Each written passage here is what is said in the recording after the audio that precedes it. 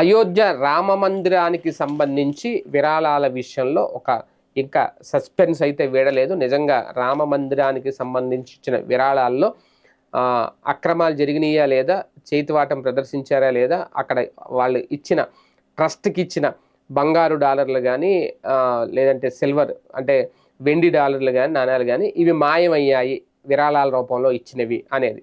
అవి మాయమయ్యాయి, నిజంగా ఎవరైనా తీసుకెళ్ళిపోయారా, వాటిని దొంగిలించారా, ఇవన్నీ తేలాలి అంటే ఇప్పుడు దాని మీద ఒక సిట్ వేసింది అక్కడ ప్రభుత్వం, యోగి ఆదిత్యనాథ్ ప్రభుత్వం. అయితే దాని మీద ఇప్పుడు ఒక 15 రోజులు ఆగితే నిజాలు బయటకు వస్తాయని చెప్తున్నారు. కాకపోతే ట్రస్ట్, ఎందుకంటే ఇప్పుడు అది ఇంకా ప్రభుత్వ అధీనంలో లేదు కాబట్టి అయోధ్య రామ మందిరం, ఇప్పుడు ట్రస్ట్ ఎవరైతే ఉన్నారో ట్రస్ట్ చైర్మన్ మిశ్రా అయితే మాత్రం ఖచ్చితంగా దీన్ని ప్రక్షాళన చేయాల్సిందే అంటున్నారు. ఏం జరిగింది అనేది, ఎందుకంటే ఇప్పటికే అక్కడ ఒక ట్రస్ట్లో ఉన్న ఒక ఉద్యోగి ఎవరైతే ఉన్నారో ఆయన భారీగా ఆస్తులు కొనుగోలు చేశారు అనేది రకరకాల ఆరోపణలు ఉన్నాయి. దాని మీద ఇప్పుడు విచారణ చేస్తున్నారు.